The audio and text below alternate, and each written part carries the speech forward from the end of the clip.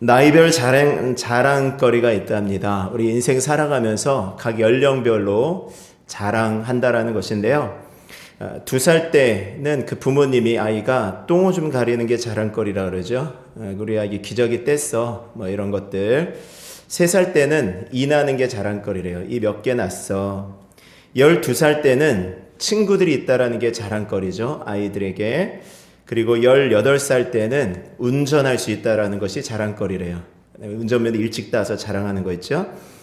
20살 때는 잠자리를 같이 했다라는 게 자랑거리랍니다. 그리고 35살에는 돈이 많다는 게 자랑거리래요. 그렇게 가다가 50세에는 또 돈이 많다는 게 자랑거리래요.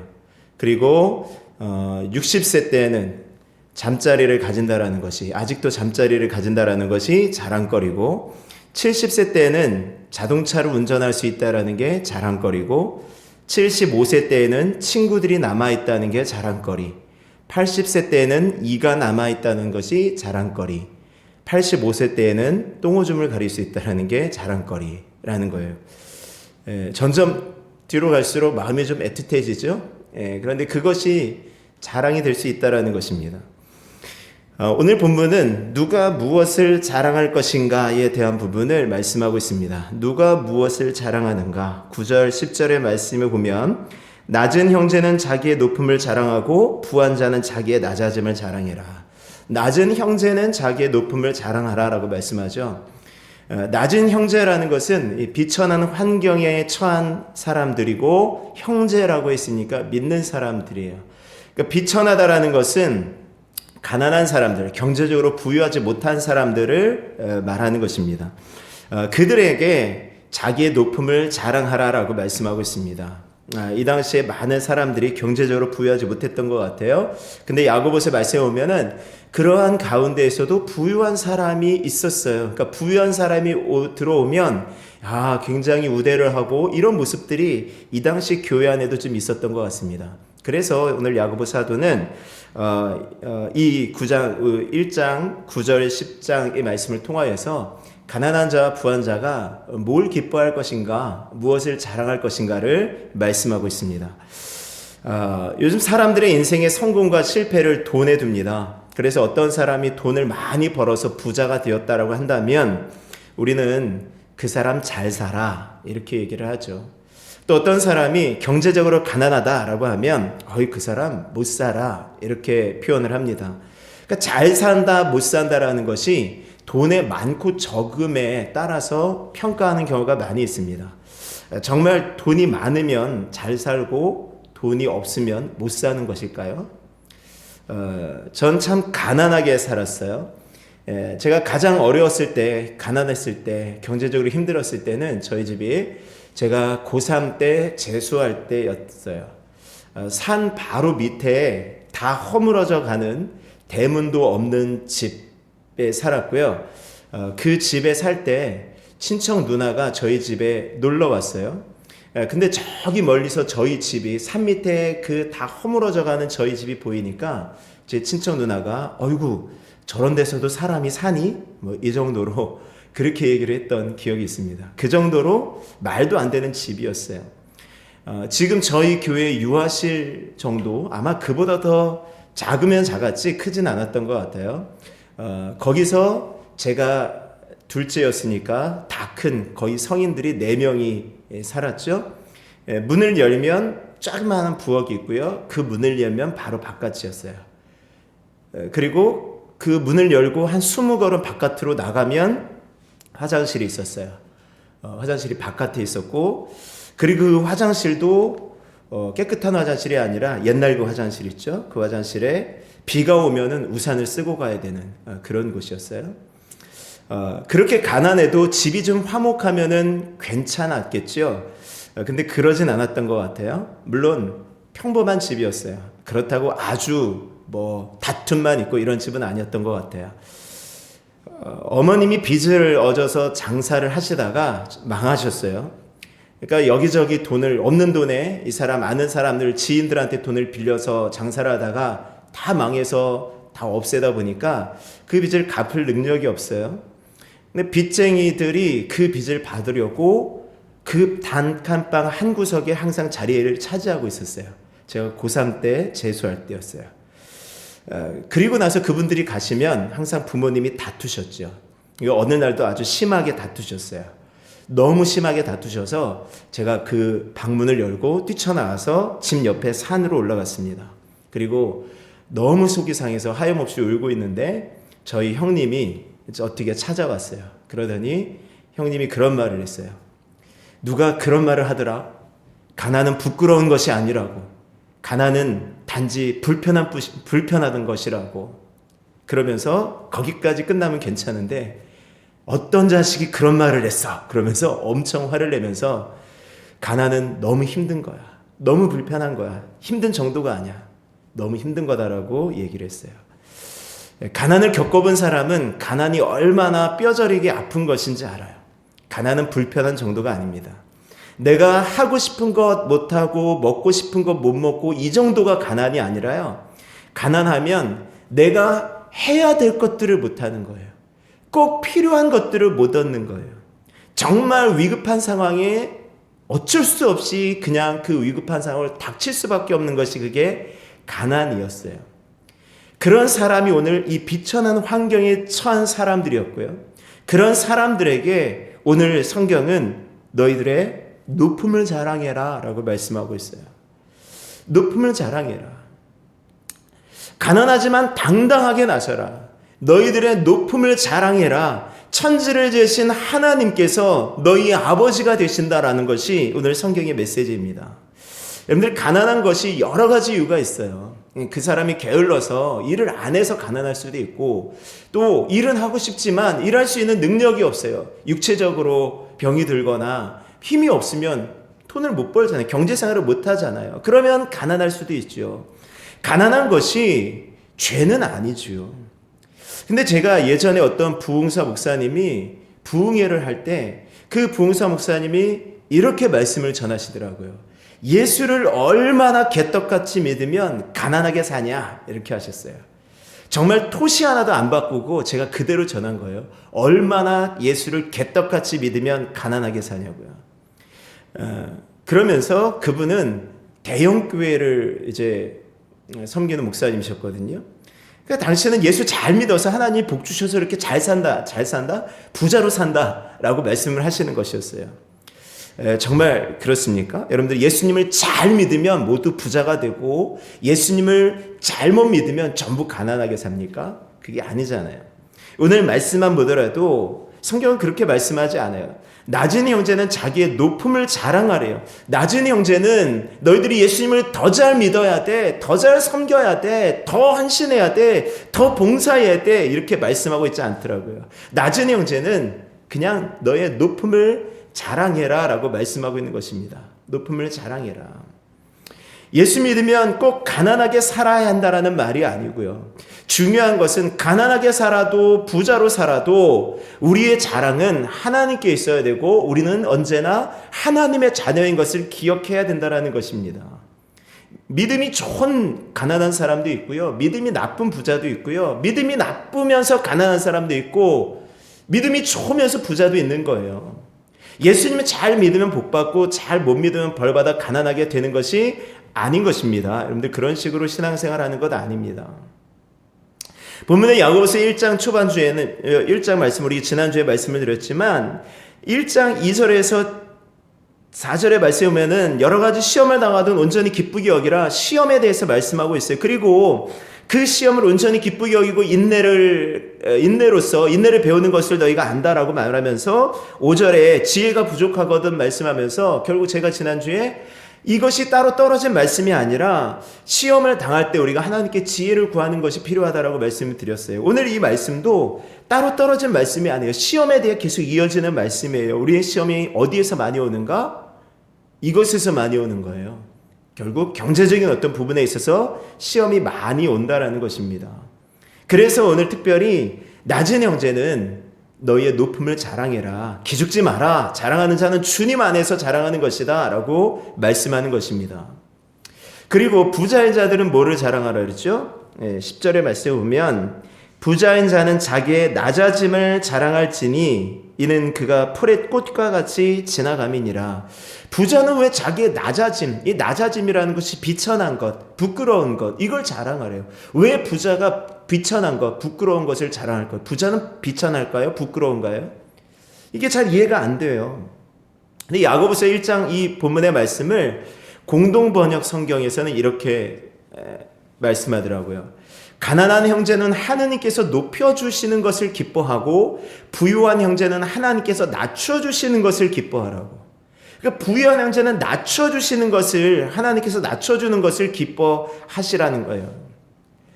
그러니까 하나님께서 부자를 낮춰주실 때가 있다라는 것입니다. 그러니까 때로는 부자임에도 겸손함을 배워서 정말 스스로 낮추어 사는 사람도 있어요. 얼마 전에 국민의힘 서울시장 후보 경선 연설을 이렇게 보는데 어느 대표가 자기는 다른 대표가 맞추지 못한 짜장면 값을 맞췄습니다. 이렇게 자랑하는 것이 이제 신문에 났더라고요. 나는 다른 사람들은 짜장면 값 몰랐는데 나는 알았어요. 우리 짜장면 값이 보통 얼마라는 거 다 알지 않습니까? 보통 평범한 분들은. 근데 저기 높으신 돈 많으신 분들은 짜장면 값이 한 그릇 값이 얼마인지 잘 모르시나 봐요. 그러니까 무슨 말이에요? 자기는 그렇게 높은 자리에 있지만 평범한 사람들, 보통 사람들의 사정을 잘 안다라는 것들을 그렇게 이야기하고 싶어서 나는 짜장면 값도 아는 사람이야 라고 이야기를 했다라는 것이죠. 그러니까 때로 그렇게 자기를 스스로 낮은 사람이라고 그렇게 자칭 그렇게 이야기하는 사람도 있지만 정말 어떤 분은 정말 부유하게 정말 아주 대기업의 어떤 자녀임에도 불구하고 그 인성이 너무 좋아서 그냥 털털하고 평범한 사람처럼 살아가는 부자도 보지 않습니까? 정말 그런 사람들 보면 존경스럽기까지 한 거예요.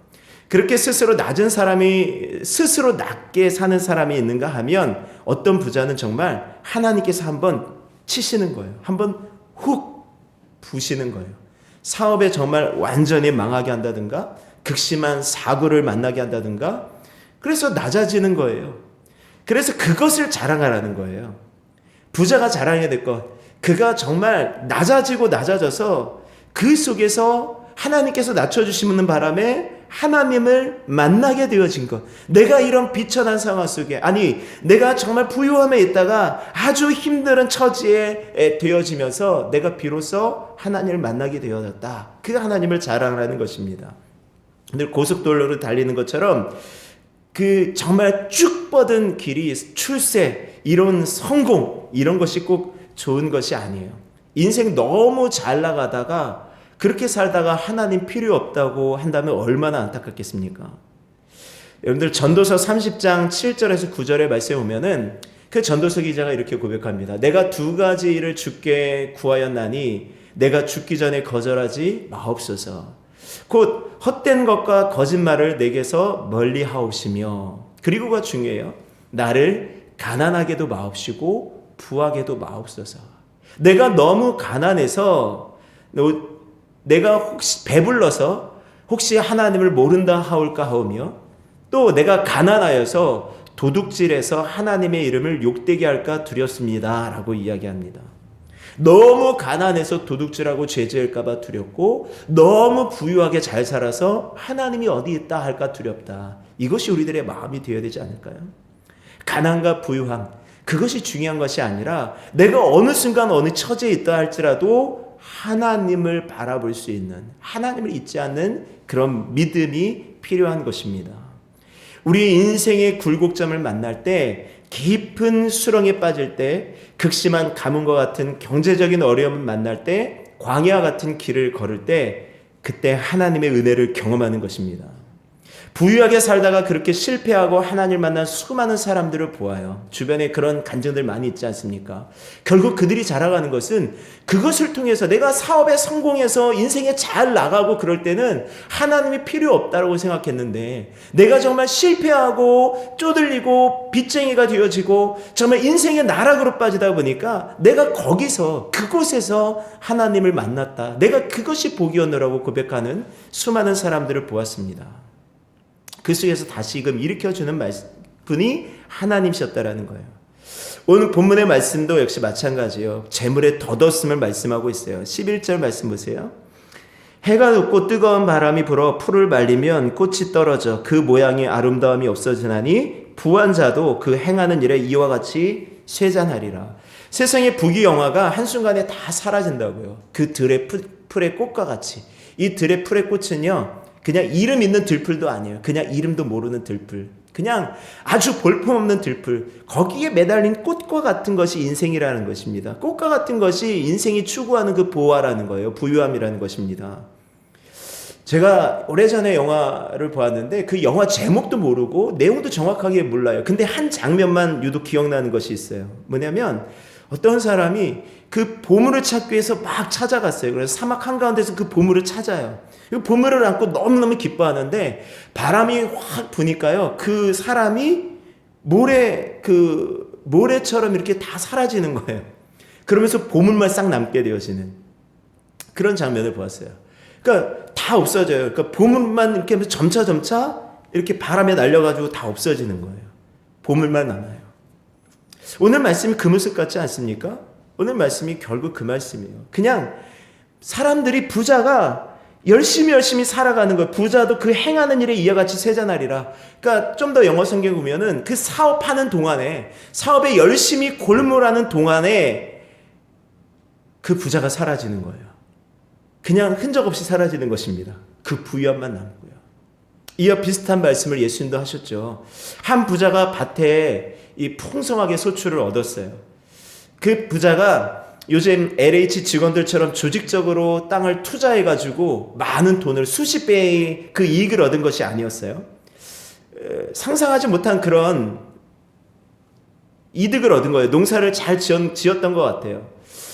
농사가 너무 잘 돼서 소출을 가득히 했는데 이게 걱정이 생긴 거예요. 그러니까 이 둘 곳이 없는 거죠. 이 곡식을 어디다 둘까 하다가 부자가 좋은 생각이 났어요. 좋은 생각 났다.